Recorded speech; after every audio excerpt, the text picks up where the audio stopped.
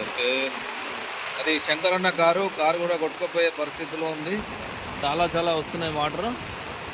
ఆశ చాలా దారుణంగా వస్తుంది. అక్కడ ఒక కారు ఉంది సంతోష్ వాళ్ళ దగ్గర, అది కూడా కొట్టుకుపోయే పరిస్థితిలో ఉంది. చాలా ఉధృతంగా ప్రవహిస్తుంది ఇక్కడ అశోక్ నగర్. ఇవన్నీ కూడా మనకు పాత ఎస్పీఆర్ కలెక్టర్ ఆఫీస్, తర్వాత ఇందిరాగాంధీ స్టేడియం నుంచి ఈ వాటర్ దిగువ ఉంది కాబట్టి ఇవన్నీ కూడా ఇక్కడికి వస్తాయి. ప్రతి సంవత్సరం ఇలాంటి ఇబ్బందులు అశోక్ నగర్ ప్రజలు ఎదుర్కొంటున్నారు.